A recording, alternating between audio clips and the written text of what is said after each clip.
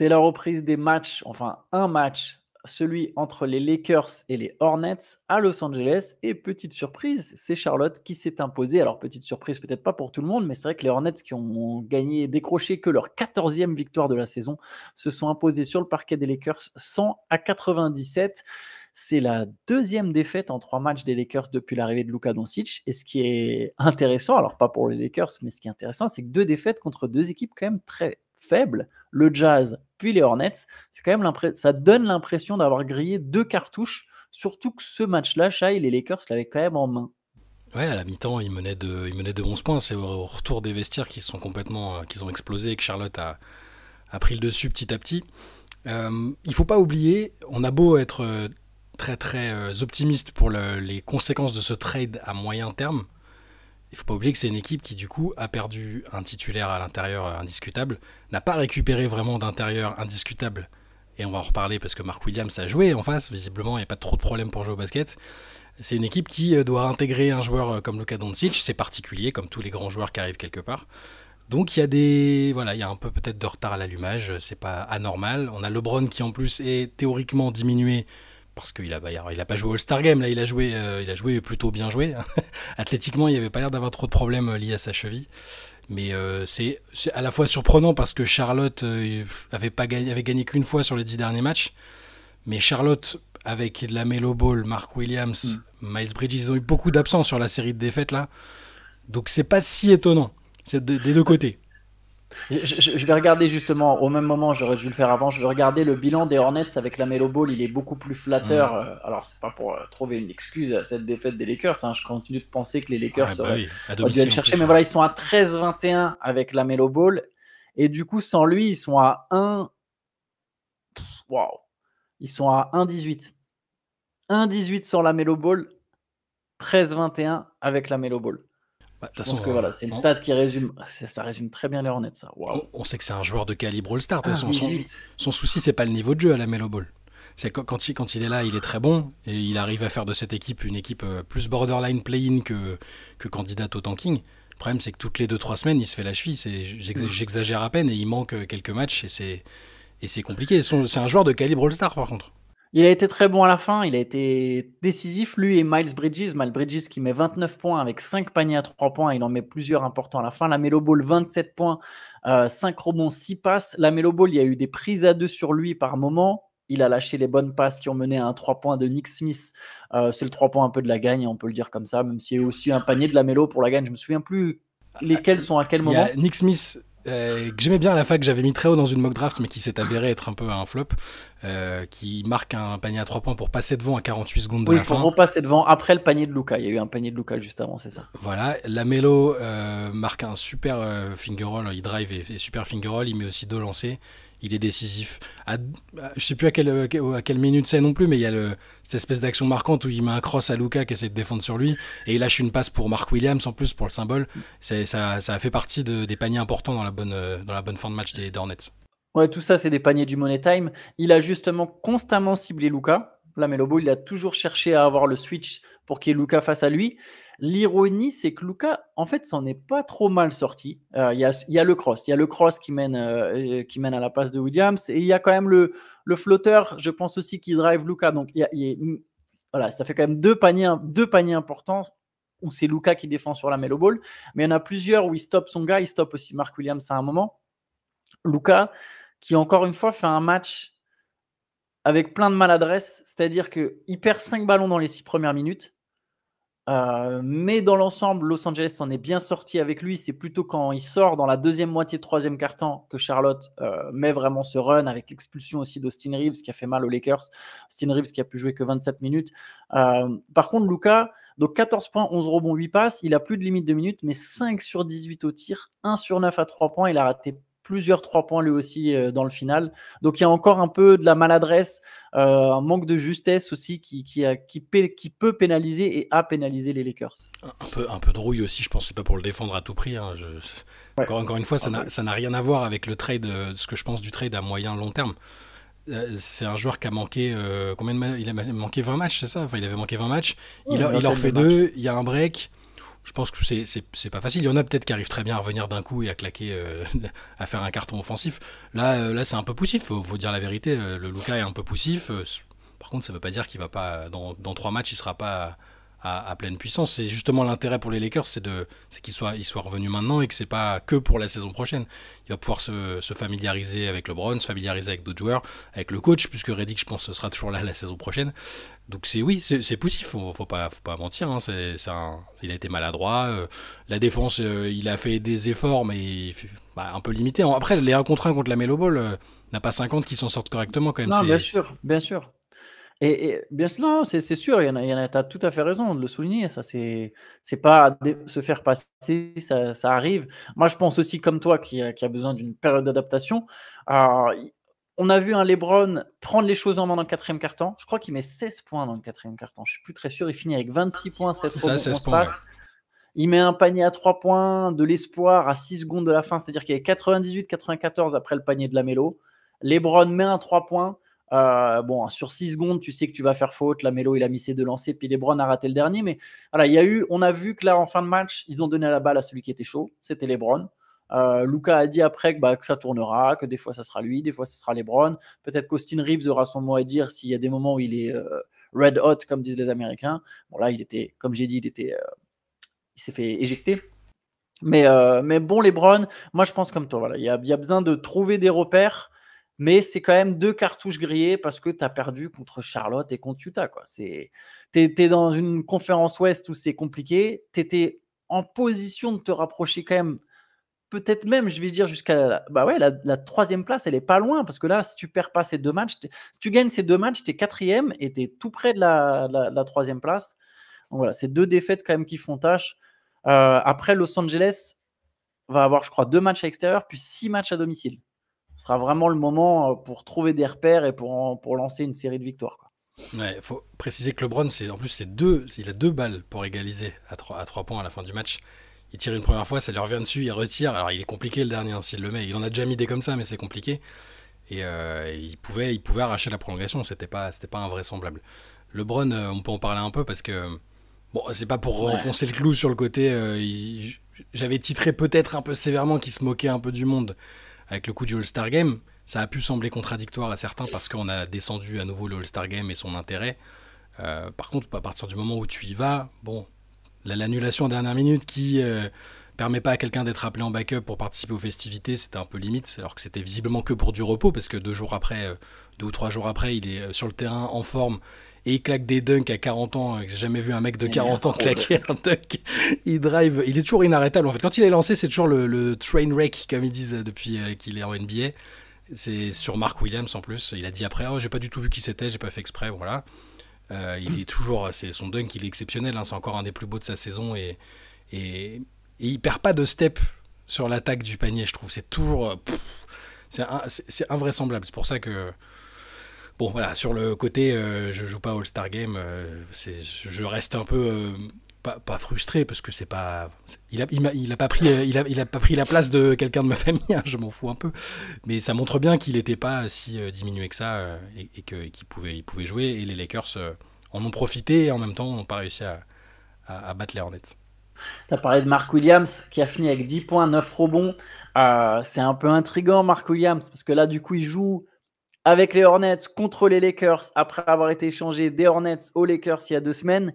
Ce qui est intéressant, c'est que lui est revenu, évidemment, sur ce trade annulé. Il a dit, mais moi, jamais dans ma tête, j'ai eu l'impression d'avoir raté cette visite médicale. Toutes mes blessures sont très bien documentées. Donc, en gros, il ne comprend pas et il laisse sous-entendre, c'est les Lakers, quoi. À 2 doigts de dire les Lakers ont changé d'avis. Ce qui est une théorie qui est intéressante. C'est vrai qu'il y a eu il n'y a pas eu de backlash, mais il y a eu un peu ce truc de ils ont lâché 3 assets pour Mark Williams, qui est pas c'est pas un protecteur de cercle, on va pas se mentir. Hein. On parlait de Luka qui a pris des drives. Mark Williams, il en a pris un paquet hier soir aussi. Voilà, il se retrouve à Charlotte. Ça doit être particulier là, en ce moment d'être Mark Williams. Moi, je comprends pas en fait. C'est-à-dire que soit la visite médicale a révélé des trucs qu'on a vu au basket et dans plein de sports. Quand c'est des trucs graves comme des problèmes cardiaques, forcément il peut jouer nulle part. Si c'est un truc sérieux et qui est inquiétant sur le long terme, il peut jouer nulle part. Donc il pourrait jouer avec les Hornets sur un temps de jeu normal. Alors là, il a joué quoi, une vingtaine de minutes, mais il revenait. Ouais, 29 minutes. Bah, quand même, ouais, donc quasiment 30. Ouais, Donc non, il a joué. il serait apte pour jouer avec les Hornets, mais pas apte médicalement pour jouer avec les Lakers. Donc je comprends pas. Et même ce que tu disais sur le backlash, ça n'a pas été si énorme que ça. Il y a eu des petites. Ah, quand même, ils ont misé assez gros, c'est un pari, pourquoi pas. Et globalement, les gens n'étaient pas non plus outrés. Moi, je trouvais ça un peu cher, un peu risqué, avec l'historique de blessures, mais pas scandaleux comme d'autres trucs qui ont pu se passer pendant cette trade deadline, quoi. Donc, j'ai un peu de mal à comprendre. Est-ce que, surtout, il faut le rappeler, Pelinka avait dit non, mais on a checké le dossier, on n'a pas d'inquiétude sur le long terme. Et qu'est-ce qu'a fait qu'entre-temps, bon, ça c'est un peu un mystère. Et le fait qu'on revoit Mark Williams jouer et jouer très correctement pour un match de reprise pour lui aussi, c'est assez intriguant. On verra après, on en apprendra peut-être un peu plus, mais du coup, pourquoi est-ce que le trade a été annulé? Il faut que la NBA valide quand même, j'imagine. Il y a un organe indépendant médical qui doit, comme quand les mecs se mettent en repos de façon inopinée, pour aller vérifier que c'est pas du flanc. Là, pourquoi est-ce que les Lakers auraient été autorisés et pourquoi ils peuvent rejouer directement c'est un peu intriguant, j'avoue. On n'a pas toutes les composantes certainement, mais moi je pense qu'il était visiblement assez fit à l'instant T pour jouer avec les Lakers. Est-ce qu'ils ont flippé sur le long terme? Est-ce qu'ils se sont rendus compte que sur le long terme quand même il y avait des inquiétudes, puisque depuis qu'il joue en NBA il est blessé la moitié du temps pour ainsi dire. C'est un mystère pour moi. En tout cas, la conséquence, c'est que Moussa Diabaté n'a pas joué du tout. Je suis dégoûté. Je suis dégoûté. Je suis déçu, tout ce que tu veux. Nurkic a son temps de jeu. C'est un joueur expérimenté de la ligue. Il n'a pas mis le moindre panier d'ailleurs. Il a Non, pris mais des 8 rebonds. points, 7 rebonds, 7 passes. Voilà. 8 rebonds, 7 passes. Voilà, donc c'est bien. C'est pas un scoreur, Nurkic, mais ça me frustre un peu pour Diabaté, pour les raisons que vous savez, je l'aime beaucoup. Et bon, par contre, Tidjane Salin a joué. Il a joué 18 minutes, ça n'avait pas été mal. Il met 3 points, il prend des rebonds. Voilà. Au moins, il a un peu de temps de jeu. On peut peut-être parler de Lamelo, parce qu'on va parler surtout de LaVar Ball. Voilà, petite information quand même terrible qui est tombée hier, c'est que LaVar Ball a dû être amputé d'un pied. Le papa de Lamelo, de Liangelo et de Lonzo Ball, amputation pour il y avait apparemment des problèmes médicaux graves qui a nécessité l'amputation. Ouais, on n'avait pas du tout entendu parler de problèmes de santé pour LaVar. Là, c'est TMZ qui sort ça, je suis même pas sûr. L'info vient même pas de lui directement. C'est TMZ qui met une photo de lui en train de sourire avec le pied droit amputé. On n'a pas les infos, mais ça ressemble à. J'en ai dans ma famille, ça peut ressembler quand c'est aussi soudain et rapide. Si c'est quelqu'un qui a des problèmes de diabète, ça peut s'expliquer par ça. Souvent, les amputations, c'est malheureusement inévitable quand il y a des soucis de cet ordre-là. On n'avait pas entendu parler d'un grave accident ou autre chose, donc bon, en tout cas, il souriait sur la photo. Je pense le message, c'est qu'il était dans un bon état d'esprit malgré la situation.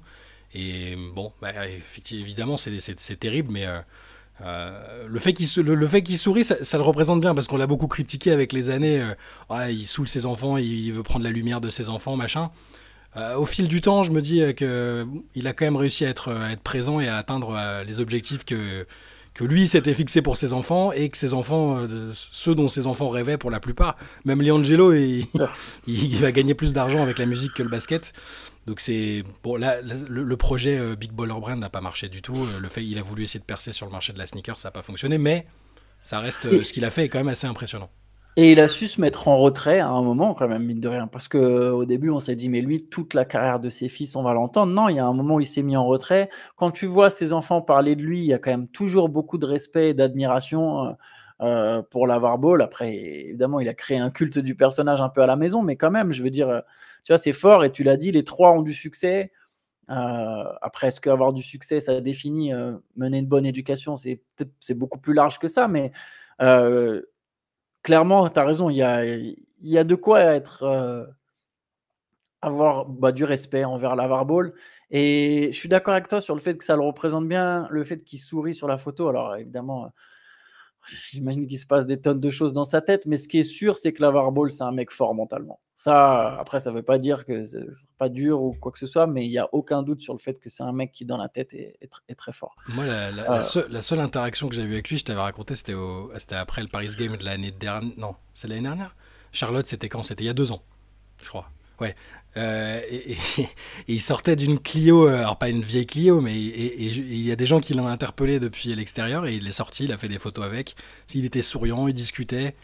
C'est un mec, ça a l'air d'être un mec sympa. Il y a un côté showman et personnage qui a pu nous agacer à une époque, mais forcément, dans un jour où tu apprends un truc comme ça sur lui au niveau santé, moi je préfère je préfère me garder en tête le souvenir positif. C'est un personnage. C'est un personnage et bah, ça arrive l'année où Lonzo arrive à rejouer au basket alors qu'on le donnait perdu pour le basket. Où Lamelo, bon, mine de rien, reste un joueur apprécié, qui vend des maillots.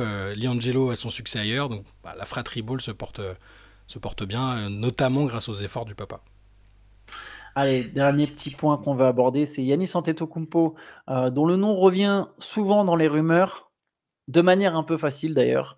Et justement, les rumeurs, il les a balayées en assurant qu'il ne demanderait jamais son trade et que s'il devait partir de Milwaukee, c'est que les Bucks le mettent dehors. Alors, il y a des phrases comme ça qui ont mal vieilli quand même. C'est On clair. en connaît plusieurs qui ont mal vieilli quand même. C'est pas que c'est bizarre, c'est normal qu'il veuille montrer sa fidélité, mais j'ai envie de lui dire, enfin, ma réaction à ça a été, mais t'as pas plus ou moins déjà menacé de demander ton trade un jour? Non, c'est pas comme ça. Non, je vais C'est loin. pas vrai, Il a ça. pas menacé de demander son trade, mais c'était avant qu'il y ait le trade de Lillard, il y avait quand même 2-3 déclats Mais qui laissaient sous-entendre que il fallait il qu'il ait a, une bonne équipe, quoi. il a rien fait de différent de n'importe quel superstar de cette ligue. Ah bah je dis pas Et que c'est différent, donc, attention. c'est pas demander son trade en fait. C'est même pas.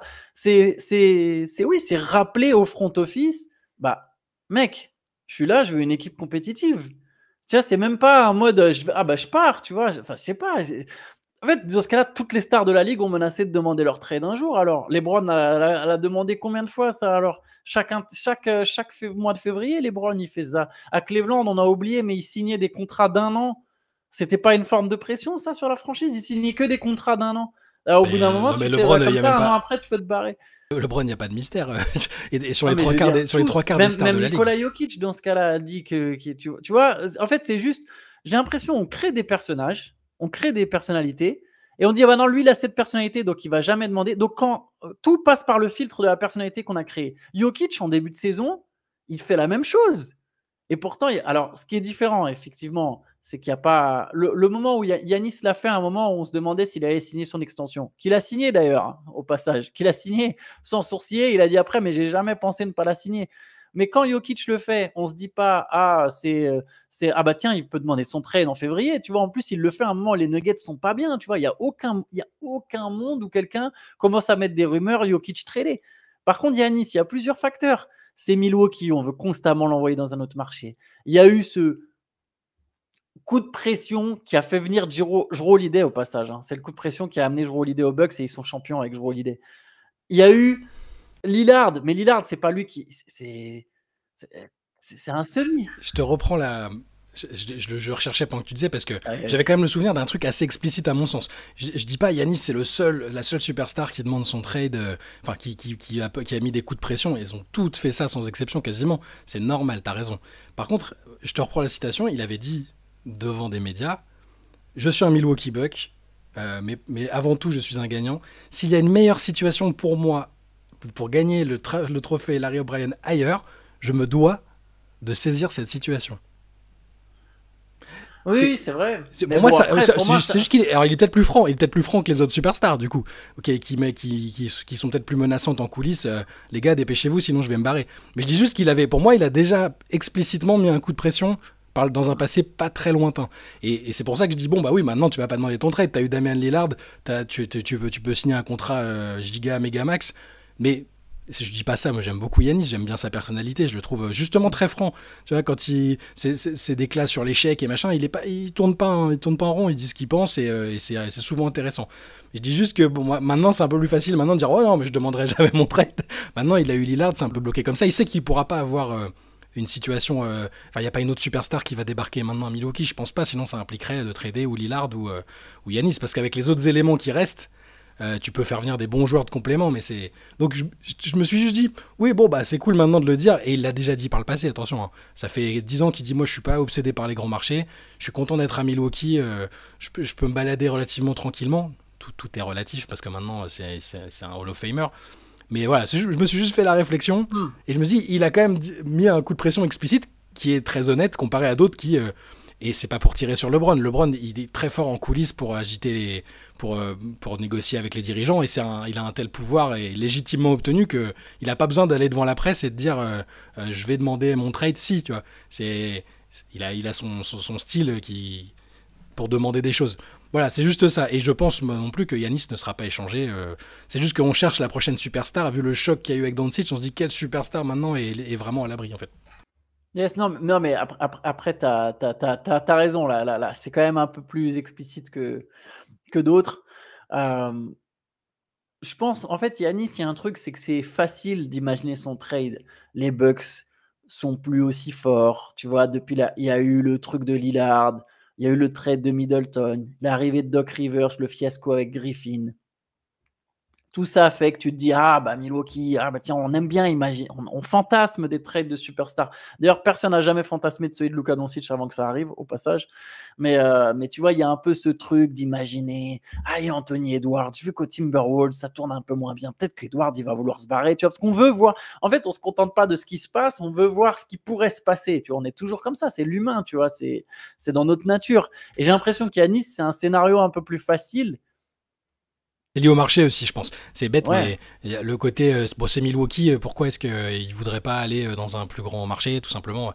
Ça me fait penser qu'il y a une très bonne session de Benoît Jamet, qui est un de nos collaborateurs de longue date, qui écrit souvent dans les MOOC et qui écrivait déjà dans Rivers des super articles à l'époque, et qui a écrit un article qui est en ligne sur le mythe des gros marchés, qui est très très intéressant. Et je pense que c'est un peu lié à ça aussi. Tu vois, on se dit, bah forcément, Anthony Edwards, il joue à Minnesota, c'est une équipe qui est menacée de déménagement une année sur deux, qui vient d'être achetée. Et pour Yanis, Milwaukee, même si il y a eu du succès récent, et que c'était pas le premier titre de l'histoire de la franchise, on se dit, ah, c'est le Wisconsin, un mec qui veut des opportunités business et machin, il va chercher Los Angeles, il va chercher New York. C'est un peu un mauvais réflexe, très probablement. Oui, oui, non. Et puis au final, en plus, même les Bucks, cet été, vont quand même avoir. Alors, déjà, je pense que cette saison, ils ont de quoi être compétitifs. Pas de quoi être champion, mais de quoi être compétitif. Et cet été, beaucoup de contrats qui se terminent. Donc, on peut imaginer l'équipe de Milwaukee, si elle fait les bons choix, c'est un grand si, très compétitive l'an prochain. Ça va dépendre évidemment de ce qui se passe, hein, mais il y aura enfin une espèce de marge pour reconstruire cet effectif plus intelligemment. On verra ce que ça donne. Allez, on va s'arrêter là. On se retrouve de toute façon demain, comme d'habitude, pour un nouveau CQFR. Ciao, Ciao, ciao. bonne journée.